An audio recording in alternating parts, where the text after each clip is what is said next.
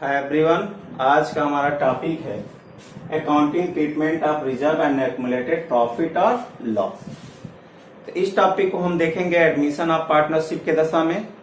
It means कि अगर हमारे पार्टनरशिप फॉर्म में already trading profit and loss account, reserve, surplus, accumulated losses show हो रहा है, balance sheet already balance sheet में एग्जिस्ट है और नया पार्टनर जब एडमिट होता है तो कैसे इसका ट्रीटमेंट किया जाएगा। तो सबसे पहले तो आपको ये देखना होगा कि ये रिजर्व एंड सरप्लस होता क्या है, रिजर्व एंड सरप्लस का कंसेप्ट क्या है। तो कोई भी फर्म है जब वो काम करती है तो उसका मात्र एक उद्देश्य होता है लाभ कमाना। तो जो प्रथम उद्देश्य होता है लाभ कमाना, इस लाभ को जनरेट करने के लिए हर एक फर्म मेहनत करती है। तो जो पार्टनर है उनका भी उद्देश्य रहा होगा प्रॉफिट कमाना। तो प्रॉफिट जब फर्में कमाती हैं तो उस प्रॉफिट को पूरा का पूरा आपस में डिस्ट्रीब्यूट नहीं करती हैं, चूंकि प्रॉफिट के साथ लॉस भी हो सकता है। भविष्य की अनसर्टेनिटी है, हमारा फ्यूचर अनसर्टेन है, आज प्रॉफिट हो रहा है कल को लॉस हो सकता है, या कुछ इस प्रकार के हमारे वहां एक्सपेंसेस आ सकते हैं जिसको बहुत बड़े फंड की जरूरत होती है, जिसको हम बोलते हैं अनएक्सपेक्टेड लॉसेस। तो अनएक्सपेक्टेड लॉसेस हो सकते हैं। तो इसको मीट आउट करने के लिए फर्म क्या करती है, अपने प्रॉफिट का कुछ हिस्सा एक अलग से किनारे रख लेती है, जिसको पार्टनर में डिस्ट्रीब्यूट नहीं करती है। उसी को बोलते हैं रिजर्व एंड सरप्लस। तो देखिए कैसे रिजर्व एंड सरप्लस क्रिएट किया जा रहा है, एक समझाने की कोशिश कर रहा हूं मैं आप लोग को कि सपोज दैट मान लीजिए कि करेंट ईयर में फर्म ने ये प्रॉफिट कमाया, ये फर्म की टोटल प्रॉफिट है, ये फर्म की प्रॉफिट हुई जो profit and loss account show कर रहा है। तो ये प्रॉफिट हुआ, तो इस प्रॉफिट को अगर कुछ न किया जाए तो जितने पार्टनर होंगे उस समय वो पार्टनर आपस में इसको डिस्ट्रीब्यूट कर लेते हैं अपने प्रॉफिट शेयरिंग रेशियो में। यानी कि अगर सपोज दैट मान लीजिए कि दो पार्टनर हैं ए एंड बी दो पार्टनर हैं और इनकी रेशियो जो है वो 3:2 की है, 3:2 की रेशियो है, और टोटल प्रॉफिट आपकी 1,50,000 1,50,000 प्रॉफिट हुआ है। तो अगर ये प्रॉफिट में से कहीं रिजर्व न क्रिएट किया जाए तो ये पूरा 1,50,000 ए और बी आपस में बांट लेंगे। तो बांटेंगे कैसे, ए को मिल जाएगा 1,50,000 इंटू 3/5, तो इसका निकल के आ जाता है 90,000, और बी का हो जाएगा 1,50,000 इंटू 2/5, तो इसका हो जाएगा 60,000। यानी कि ए एंड बी आपस में बांट लिए 1,50,000 को, तो ए को मिला 90,000 और बी को मिल गया 60,000, और ये लोग लेकर के फर्म के बाहर चले गए। कल को मान लीजिए कि कोई ऐसा लॉस आ जाता है, जैसे किसी एम्प्लॉय का एक्सीडेंट हो जाता है, या हम इन्वेस्टमेंट किए हैं तो उसकी वैल्यू बहुत ज्यादा गिर जाती है, या हमें कोई मशीनरी चेंज करनी हो तो पुरानी मशीन हमारी खराब हो गई या नई मशीनरी लगानी हो तो हमारे पास पैसे की जरूरत पड़ेगी, और हमने कोई पैसा रखा नहीं, हमने प्रॉफिट जितना कमाया वो फर्म के बाहर ले चले गए। तो ऐसे दशा में पार्टनरों को बहुत बड़ी प्रॉब्लम फेस करना पड़ेगा। उनके पास अनसफिशिएंट बैलेंस हो सकता है। तो हो सकता है कि जो मैंने बताया किसी एम्प्लॉय का एक्सीडेंट हो गया तो उसको हम कंपनसेट न कर पाए, इन्वेस्टमेंट का हमारा फ्लक्चुएशन हो गया जिसमें बैलेंस हमारे इन्वेस्टमेंट के बहुत गिर गए तो उस लॉस को हम मीट न कर पाए, नई मशीनरी हमें रिप्लेस करना था वो मशीन हम लगा नहीं पाए, क्यों? क्योंकि हमने कोई पैसा बचा करके रखा ही नहीं था। तो जो बुद्धिमान पार्टनर होते हैं वो क्या करते हैं, इस प्रॉफिट का कुछ हिस्सा हर एक साल अलग से एक रिजर्व बनाते जाते हैं। जैसे सपोज दैट मान लीजिए कि ये पार्ट, इतना पार्ट इन लोगों ने रिजर्व क्रिएट कर लिया, ये प्रॉफिट हो गया, ये रिजर्व कर लिया। अब अगर इस तरह रिजर्व करें तो इसका अलग से हम ग्राफ बनाकर दिखाते हैं आपको। सपोज दैट मान लीजिए ये प्रॉफिट हो गया, तो इस प्रॉफिट में से ये टोटल 1,50,000 की प्रॉफिट हुई थी हमारी। तो इस प्रॉफिट में से इन लोगों ने क्या किया, इतना रिजर्व कर लिया, ये 50,000 एक किनारे कर लिया जो रिजर्व के नाम से हो गया हमारा, और जो रेस्ट बचा 1 लाख ये प्रॉफिट के रूप में आपस में लोगों ए एंड बी ने डिस्ट्रीब्यूट कर लिया। क्लियर हो गई बात। तो जो हमारी 1,50,000 टोटल प्रॉफिट थी सॉरी, इसी प्रॉफिट में से उन लोगों ने क्या किया कि 50,000 काट के किनारे कर दिया। अगर इसको आप अलग करेंगे तो ये हो जाएगा आपका, इतना इन लोगों ने रिजर्व कर लिया, ये रिजर्व हो गया आपका 50,000, और ये पोर्शन यहां से निकल गया और ये बच गया आपकी प्रॉफिट। तो इतनी प्रॉफिट आपस में लोग डिस्ट्रीब्यूट कर लेंगे। इसका ये पोर्शन काट के किनारे रखे, ये रिजर्व हो गया। अब ये जो 1 लाख को डिस्ट्रीब्यूट ये करेंगे, तो अगर ए एंड बी में आप बांटेंगे तो ए का पोर्शन हो जाएगा आपका 60,000 एंड बी का पोर्शन हो जाएगा, बी का हो जाएगा 40,000। जो कि आप देखेंगे पहले वो पा रहे थे 90,000 विदाउट रिजर्व क्रिएट किए। अब रिजर्व क्रिएट करने के बाद ए पाएंगे 90,000 की जगह पे 60,000 और बी पाएंगे 60,000 की जगह पे 40,000। क्लियर हो गया। तो जो हमारी प्रॉफिट होती है उसी प्रॉफिट में से टोटल हमारी जो ये प्रॉफिट हुई थी 1,50,000, वो 1,50,000 से ही 1 लाख ही केवल डिस्ट्रीब्यूट किया, और रेस्ट जो 50,000 था उसका इन लोगों ने रिजर्व बना लिया भविष्य के अनसर्टेनिटी को मीट आउट करने के लिए। क्लियर हो गया। तो 1 लाख डिस्ट्रीब्यूट कर लेंगे और 50,000 बैलेंस शीट में अभी भी रह जाएगा, यानी कि ये रिजर्व के रूप में उनका पड़ा रहेगा। अगर 2-3 साल तक इस तरह लोग क्रिएट करते रहते हैं बार बार, तो अगर 2-3 सालों में देखेंगे हमारे पास ये 50,000 करते एक ह्यूज अमाउंट हो गया, लगभग 1,50,000 हो जाएगा। 4 साल करेंगे तो 2 लाख हो जाएगा। और देखेंगे कि नहीं, अगर इतना हमारे लॉसेज होने की संभावनाएं नहीं है, तो उसी रिजर्व को फिर आपस में लोग डिस्ट्रीब्यूट कर लेंगे। क्लियर। तो आप ही पैसा बचा के रख लो, कल अगर नहीं जरूरत पड़ी तो हम डिस्ट्रीब्यूट कर लेंगे, जरूरत पड़ी तो हम इसी 50,000 से उस एक्सपेंसेस को मीट आउट कर लेंगे। समझ में आ गया। अगर व्यवहारिक रूप से देखा जाए तो ये रिजर्व का कंसेप्ट हर एक घरों में मिलता है।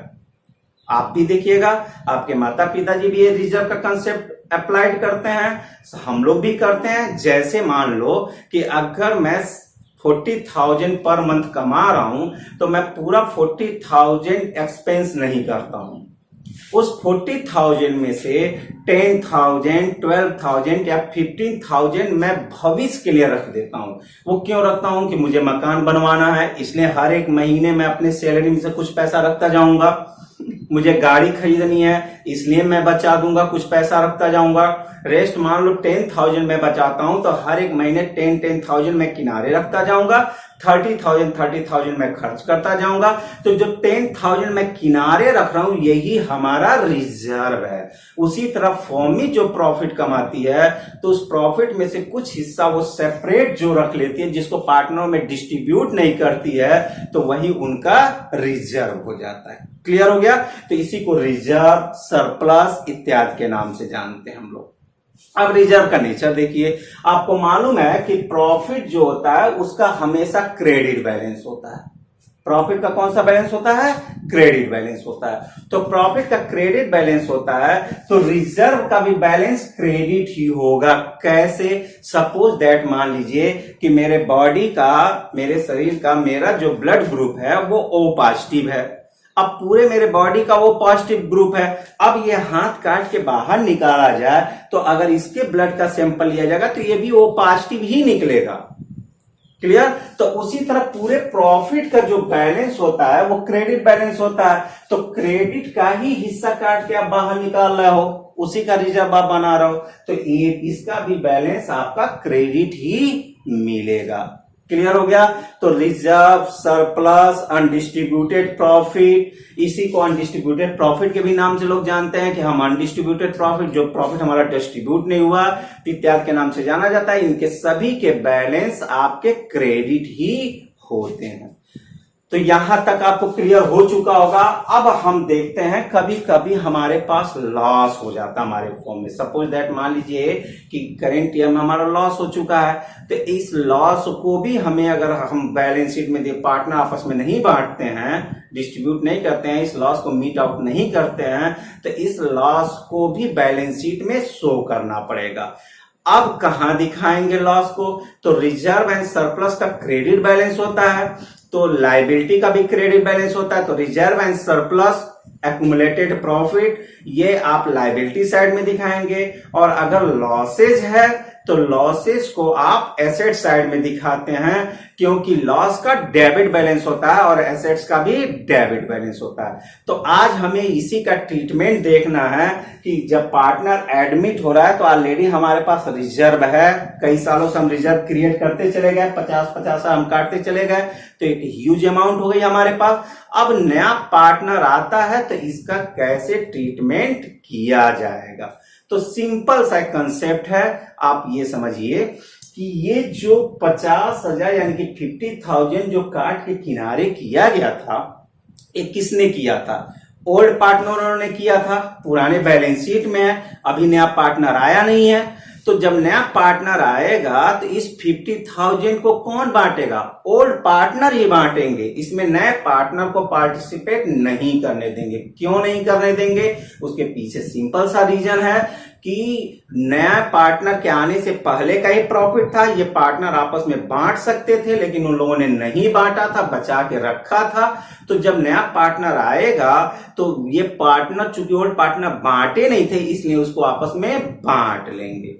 पार्टनर आज वो बन रहा है तो आज के बाद जो प्रॉफिट होगा उसमें ना पार्टिसिपेट करेगा, जो पुरानी प्रॉफिट है उसमें तो नया पार्टनर पार्टिसिपेट नहीं कर सकता है। तो इसलिए जब नए पार्टनर का एडमिशन होगा तो जो भी रिजर्व, सरप्लस, अनडिस्ट्रीब्यूटेड प्रॉफिट आपके बैलेंस शीट में होंगे, उसको old partner old profit sharing ratio में बांट लेंगे। तो अब इसका हमें ट्रीटमेंट देखना है। तो ट्रीटमेंट देखेंगे तो पहले रिजर्व के नेचर को हम लोग समझ लेंगे। रिजर्व क्या होता है हम समझ गए हैं। तो रिजर्व कितने प्रकार के होते हैं, जब इस तरह हम देखेंगे, इसके टाइप्स ऑफ रिजर्व को लेकर के चलेंगे तो हमें समझना बहुत आसान हो जाएगा। तो देखते हैं, reserves are classified into 3 groups.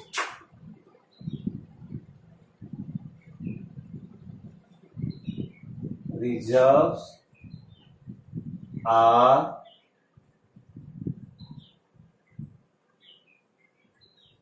classified into 3 groups as follows। तो देखिए कैसे बनता है 3 ग्रुप में इसको।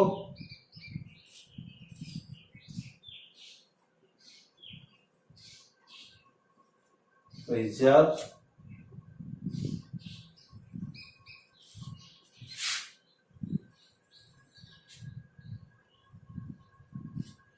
पहला रिजर्व, तो पहला रिजर्व हमारा होता है free reserve. Free reserve, specific reserve,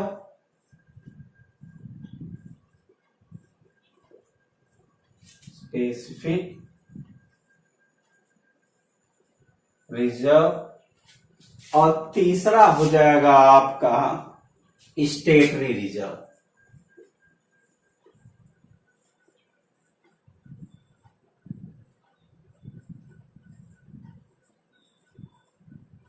reserve तो रिजर्व को 3 भागों में उनके नेचर के हिसाब से हम लोग क्लासिफाइड कर सकते हैं। पहला फ्री रिजर्व, दूसरा स्पेसिफिक रिजर्व, तीसरा आपका स्टेटरी reserve.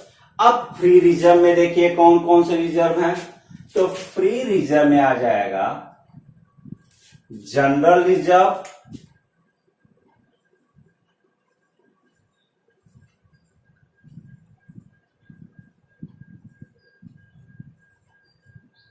General reserve, reserve fund, reserve funds.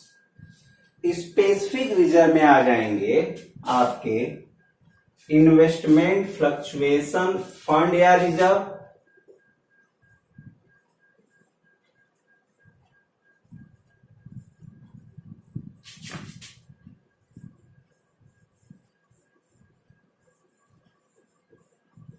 Fluctuation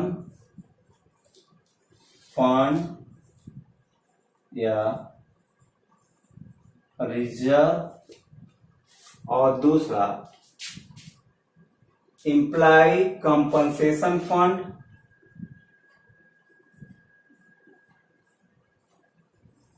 employ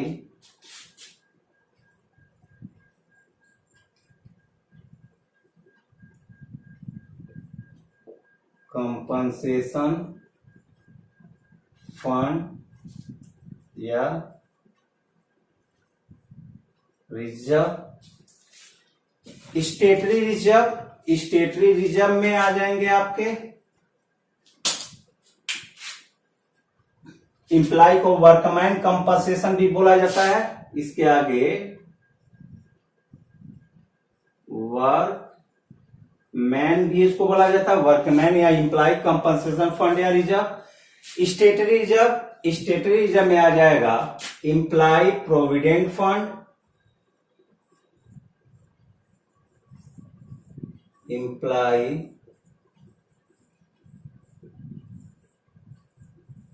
provident fund, और दूसरा एम्प्लॉय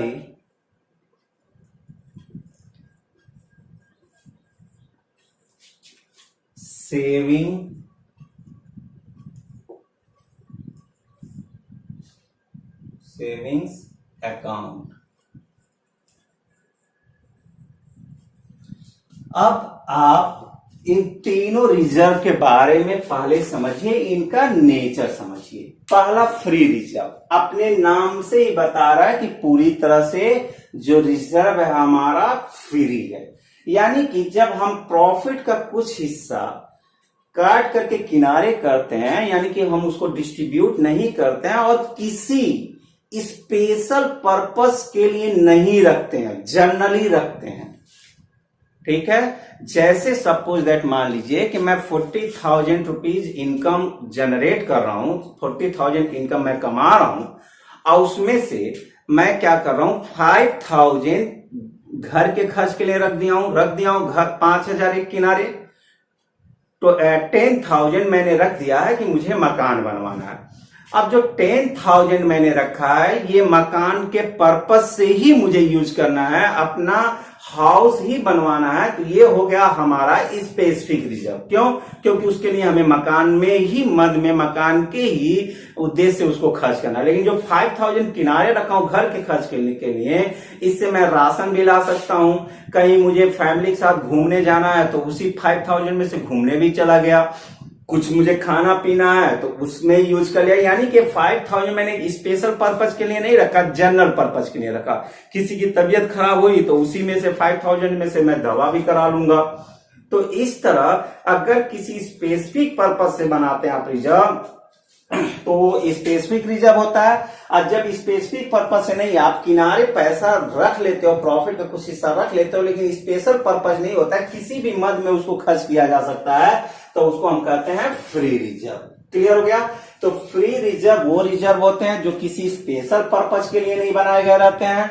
स्पेसिफिक रिजर्व वो रिजर्व होते हैं जो स्पेशल पर्पज के लिए बनाए गए रहते हैं। जैसे फ्री रिजर्व देखिए, जनरल रिजर्व है, जनरल सामान्य रिजर्व, रिजर्व फंड इसी का दूसरा नाम होता है, रिजर्व फंड के नाम से डाल दिया जाता है। अब स्पेसिफिक रिजर्व में देखिए स्पेशल पर्पज से बनाया गया इन्वेस्टमेंट फ्लक्चुएशन फंड या रिजर्व। इन्वेस्टमेंट क्या होता है कि हर एक कंपनियां या हर एक फर्म में अगर उनके पास सरप्लस पैसा होता है तो इस पैसे को कहीं न कहीं इन्वेस्ट कर देते हैं। ये गवर्नमेंट बॉन्ड्स में किया जा सकता है, गवर्नमेंट सिक्योरिटीज में किया जा सकता है, दूसरे कंपनी के शेयर, डिवेंचर इत्यादि में इन्वेस्ट किया जा सकता है। तो जब हम इन्वेस्ट करते हैं तो इन्वेस्टमेंट जो होता है ये टोटल मार्केट के ऊपर डिपेंड करता है। कभी कभी इन्वेस्टमेंट का दाम बढ़ता है, कभी कभी इन्वेस्टमेंट का दाम गिरता है। यानी कि अगर इन्वेस्टमेंट का दाम गिरा तो उस पे हमें जो डिविडेंड मिलने वाला है, लाभांश जो मिलने वाला है, वो हमारा गिर के मिलता है, कम मिलता है। अगर दाम उसका गिरता है तो जब बढ़ता है इन्वेस्टमेंट की वैल्यू तो उस पे हमें डिविडेंड अच्छा मिलता है। तो ये हमारा कम बेसी अक्सर होता रहता है, फ्लक्चुएट होता रहता है। तो कभी हमें बहुत कम मिल जाता है, कभी बहुत ज्यादा मिल जाता है, तो हम उसके लिए एक रिजर्व क्रिएट कर लेते हैं कि अगर इन्वेस्टमेंट के हमारे प्राइस बहुत बिलो हो गए या लो हो गया तो ऐसे दशा में इस रिजर्व को यूज करके हम इक्वलाइजेशन बनाए रहे हैं। उसी तरह इम्प्लाई प्रोविडेंट फंड के लिए आप एक बनाते हो डिविडेंड इक्वलाइजेशन फंड। एम्प्लॉयों के लिए जो हम देते हैं अपने शेयर होल्डरों के लिए, कंपनियां जनरली इस तरह बनाती हैं। तो कंपनियां बना लेती हैं dividend equalisation fund. Dividend equalisation fund का मतलब जो डिविडेंड बांटती हैं तो कंपनी को प्रॉफिट ज्यादा होगी तो डिविडेंड अच्छा देंगी, कंपनी को प्रॉफिट कम होगा तो डिविडेंड कम देंगी। तो इस डिविडेंड बराबर दे पाए तो इसलिए जब बहुत ज्यादा प्रॉफिट होता है कंपनी का तो कुछ हिस्सा वो बचा के रख लेती हैं कि जब हमारा प्रॉफिट कम होगा तब हम इसमें से दे देंगे। यानी कि हमारा जो डिविडेंड हम बांटते हैं वो डिविडेंड हमारा हमेशा इक्वल बना रहा है। तो ये स्पेसिफिक रिजर्व में पहला इन्वेस्टमेंट फ्लक्चुएशन फंड या रिजर्व हो गया। दूसरा एम्प्लॉय या वर्कमैन कंपनसेशन फंड या रिजर्व। एम्प्लॉय या वर्कमैन कंपनसेशन फंड या रिजर्व क्या होता है कि अगर हमारे वहां कर्मचारी काम कर रहे हैं, वर्कर हमारे वहां काम कर रहे हैं, तो किसी भी वर्कर के साथ कभी भी कोई एक्सीडेंट हो सकता है। मान लिया वर्किंग पीरियड में किसी का हाथ टूट गया, पैर टूट गया या किसी की डेथ तक हो गई, तो ऐसे दशा में उसको फैमिली को हम कंपनसेट कैसे करेंगे? तो उसके लिए हम पहले से ही फंड क्रिएट कर लेते हैं कि इस फंड से अगर किसी का हाथ टूटा तो हम दवा करा देंगे, पैर टूटा तो उसका दवा कर लेंगे, किसी वर्कर का लॉस हो गया, कोई डेथ कर गया, तो ऐसे दशा में उसके फैमिली को हम कंपनसेशन दे देंगे। तो ये स्पेशल पर्पज से बने हैं, तो इसलिए इनको हम बोलते हैं स्पेसिफिक रिजर्व। क्लियर हो गया? अब आते हैं स्टेटरी रिजर्व। ये स्टेटरी रिजर्व होता है, ये स्टेटरी रिजर्व वो रिजर्व होते हैं जो किसी नियम और कानून के अंतर्गत बनाए गए रहते हैं। जैसे पहला आप ये देखिए एम्प्लॉय प्रोविडेंट फंड है। एम्प्लॉय प्रोविडेंट फंड को अगर शॉर्ट फॉर्म में बोलेंगे तो ईपीएस बोलेंगे। क्या बोलेंगे? ईपीएस, ईपीएस नहीं, ईपीएफ। तो ईपीएफ का मतलब होता है एम्प्लॉय प्रोविडेंट फंड। अब एम्प्लॉय पीएफ का नाम अक्सर आप सुने होंगे। तो ईपीएफ होता क्या है कि जैसे जब वर्कर काम करता है तो ये गवर्नमेंट का रूल है कि गत वर्ष में कभी भी किसी भी संस्थान में, किसी भी ऑर्गेनाइजेशन या इंस्टीट्यूशन में 10 या 10 से अधिक एम्प्लॉय हो जाते हैं तो उसको प्रोविडेंट फंड काटना पड़ता है, पीएफ का पैसा काटना पड़ता है। ये कैसे कटता है? अब जो सैलरी होल्डर होता है, जो सैलरी पाता है वर्कर, तो उसके सैलरी से थोड़ी अमाउंट काटी जाती है और थोड़ा एम्प्लॉयर मतलब माली, तो थोड़ा एम्प्लॉयर कंट्रीब्यूट करता है। सपोज दैट मान लीजिए कि अगर 2000 एम्प्लॉय के सैलरीज काटा जा रहा है तो 2000 एम्प्लॉयर भी देता है। अब दोनों मिल करके 4000 हो गए। 4,000 एक फंड में जमा कर दिया जाता है। ये हर एक महीने होता है, हर एक महीने उसके सैलरी से कटेगा, उतना ही एम्प्लॉयर भी कंट्रीब्यूट करता है। ये दोनों कंट्रीब्यूशन एक फंड में जमा हो जाते हैं और उस पे कंपाउंड इंटरेस्ट मिलता है। और जब ये एम्प्लॉय रिटायर होगा तो रिटायरमेंट के दशा में बहुत बड़ी अमाउंट हो जाती है। अक्सर आप सुने होंगे कि ये व्यक्ति रिटायर हुआ, उसको 20 लाख, 30 लाख, 40 लाख इस तरह मिला।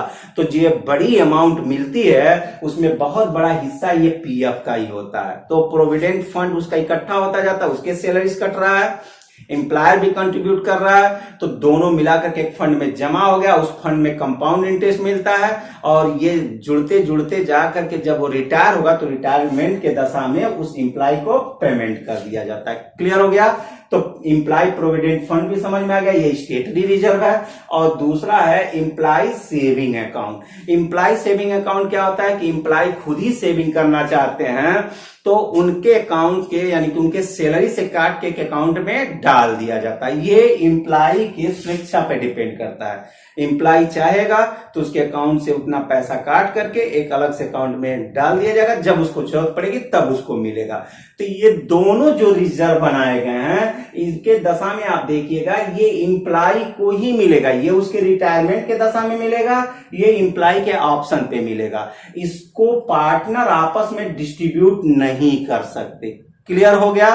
तो ये स्टेटरी रिजर्व ऐसे रिजर्व होते हैं जो किसी नियम के अंतर्गत बनाए जाते हैं और ये रिजर्व मैंडेटरी होता है। अगर फॉर्म में अगर ऐसा रूल है, अगर वो कैटेगरी फॉर्म फॉलो कर रही है तो उसको ये रिजर्व क्रिएट करना ही होगा और ये जिस उद्देश्य के लिए बनाया गया उसी में जाएगा, दूसरे को ये नहीं मिलता है।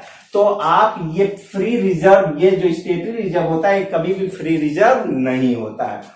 स्पेसिफिक रिजर्व के बारे में थोड़ा जानना है। इन्वेस्टमेंट फ्लक्चुएशन फंड या रिजर्व हमने बनाया, हर एक साल मान लीजिए सपोज दैट हम कुछ अमाउंट इन दोनों रिजर्व में, इन्वेस्टमेंट फ्लक्चुएशन रिजर्व में या एम्प्लॉय कंपनसेशन फंड में डाले, तो हम अमाउंट डालते जा रहे हैं। अब मान लीजिए हमारे इन्वेस्टमेंट का दाम नहीं गिरा, यानी कि इन्वेस्टमेंट की प्राइस जो होती है वो लो नहीं हुई, अच्छी मार्केट में इसकी वैल्यू अधिक है, तो ऐसे दशा में हम जो रिजर्व बनाए थे उस रिजर्व का कोई यूज नहीं रह गया।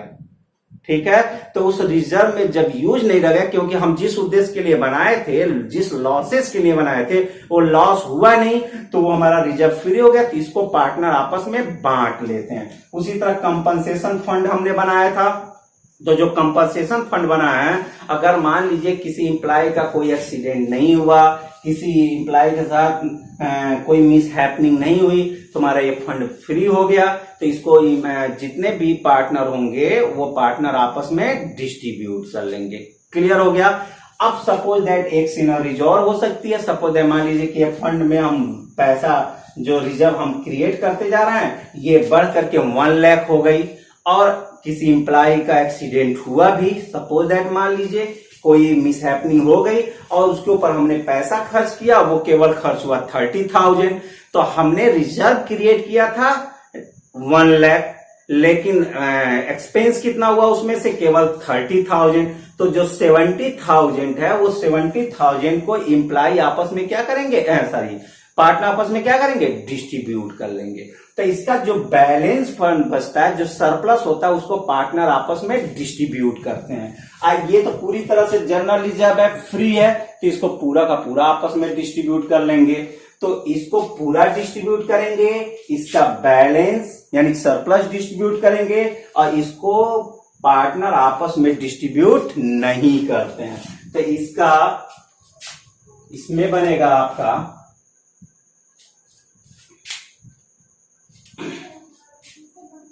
ओल्ड पार्टनर, यानी कि आप ये कह सकते हैं free reserve,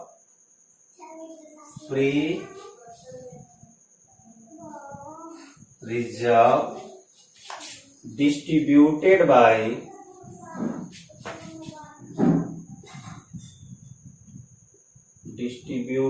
by old partners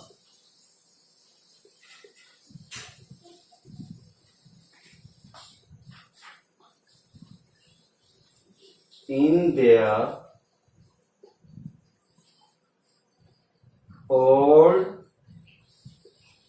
profit sharing ratio. तो जो भी फ्री रिजर्व होगा उसको old partner old profit sharing ratio में बांट लेंगे एट द टाइम ऑफ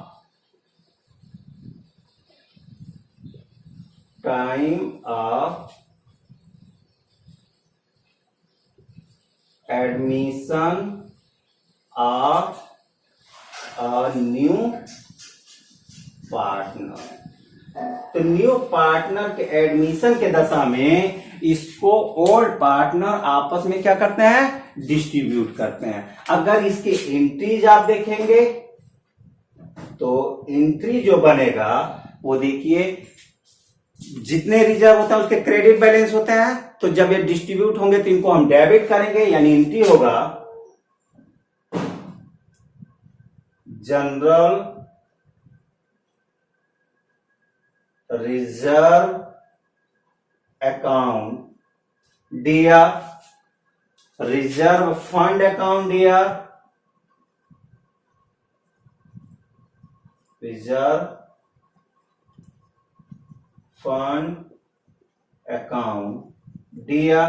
अब एक चीज इसके साथ आप ये भी देख लीजिए कि कोई अगर प्रॉफिट भी है, आपका अनडिस्ट्रीब्यूटेड प्रॉफिट है, तो उसका भी नीति अलग से एंट्री करने से बेहतर है। जैसे हमने यहां लिखा था accounting treatment of reserve accumulated profit, तो जो एक्युमुलेटेड प्रॉफिट है उसका भी रिजर्व की ही तरह नेचर होता है, उसका क्रेडिट बैलेंस होता है, वो भी फ्री है, तो इसी के साथ उसको भी बांट लेते हैं। तो एक्युमुलेटेड प्रॉफिट आप कर लीजिए, यानी कि प्रॉफिट एंड लॉस अकाउंट दिया,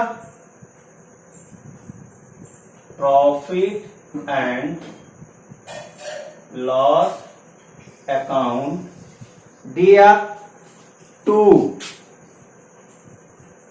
ओल्ड पार्टनर्स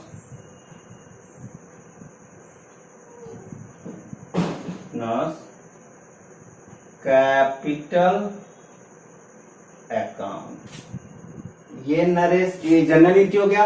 आपको ध्यान में रखना है कि जब कोई भी पार्टनर एडमिट होगा तो ओल्ड पार्टनर इसको ओल्ड प्रॉफिट शेयरिंग रेशियो में आपस में इसको बांट लेंगे।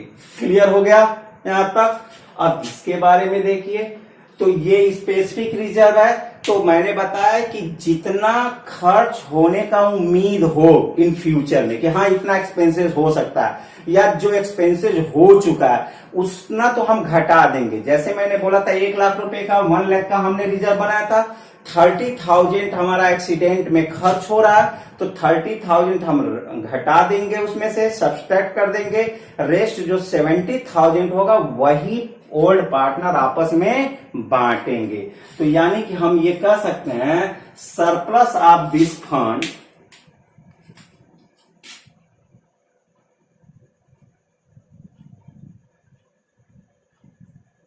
सरप्लस, या आप कह सकते हो balance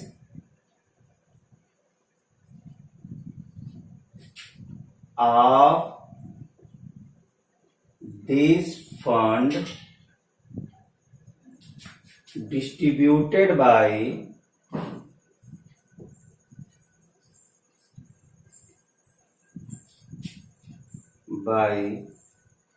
old partners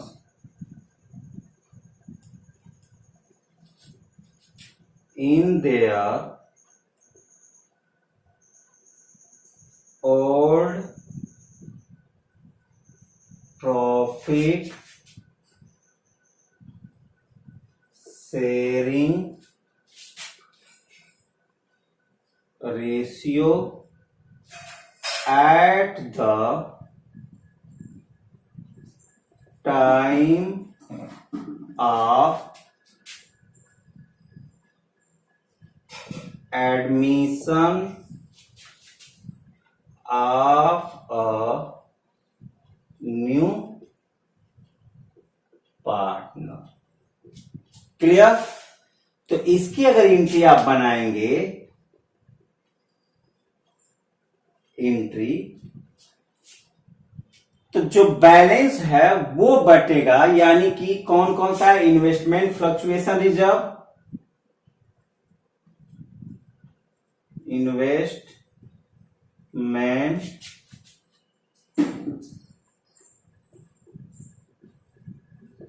fluctuation reserve account, दिया workman compensation reserve, workman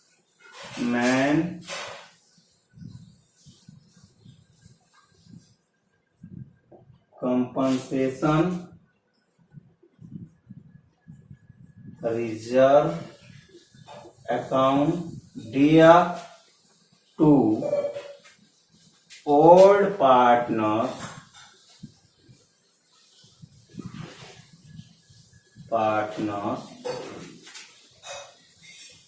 capital account.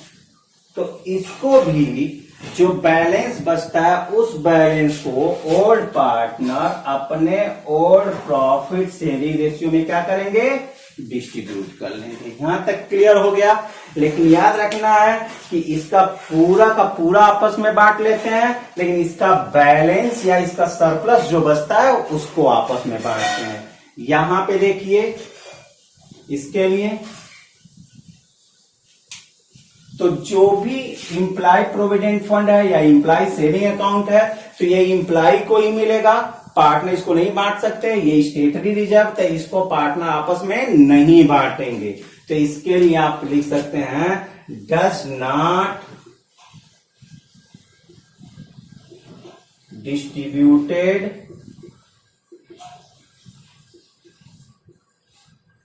Bye old partner. तो इसको ओल्ड पार्टनर आपस में नहीं बांटते हैं। अगर ओल्ड पार्टनर नहीं बांटेंगे तो देखिएगा इसका बैलेंस समाप्त हो गया, नए बैलेंस शीट में नहीं शो होगा। इसका जो बैलेंस छोड़ा जा रहा है वो केवल शो होगा, रेस्ट आपस में बांट चुके हैं तो नहीं शो होगा, जो बट चुका है वो नहीं शो होगा। और ये पूरी तरह से नहीं बटा है, पूरा का पूरा बैलेंस बचा है, तो ये पूरी तरह से जब नई बैलेंस शीट बनेगी तो उसमें ये दिखाया जाएगा। क्लियर हो गई बात यहां तक।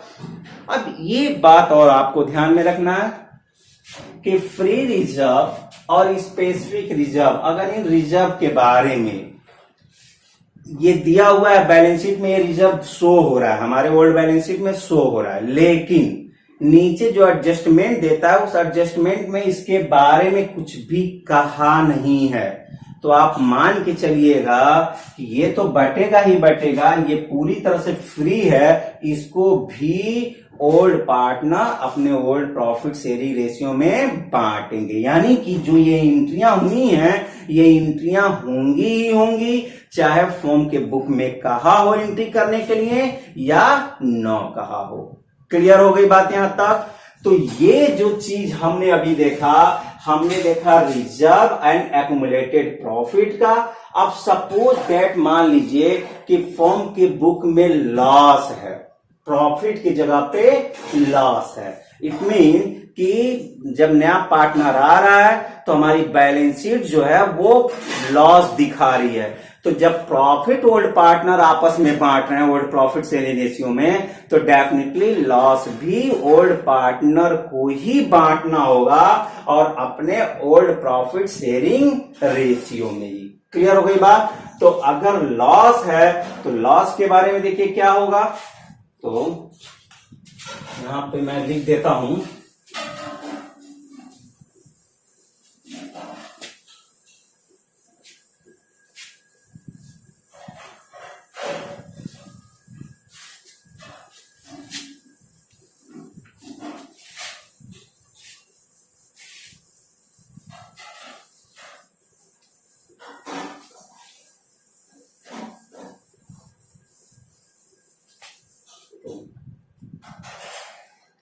if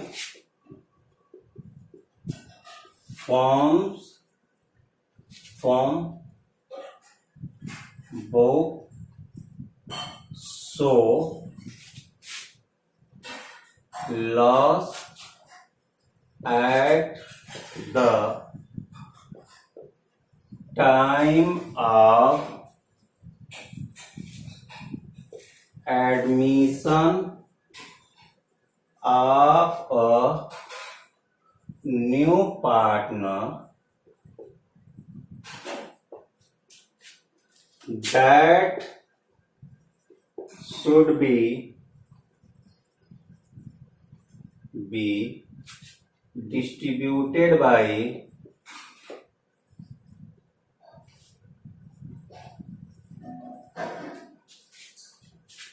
old partner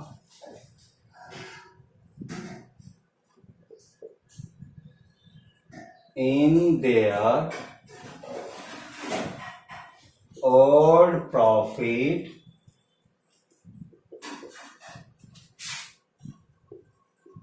sharing ratio. तो जो लॉस होगा उस लॉस को भी old partner old profit sharing ratio में बांटेंगे। लेकिन ये लॉस कहां दिखाया होगा? बैलेंस शीट के एसेट साइड में। तो एंट्री बनेगा ओल्ड पार्टनर्स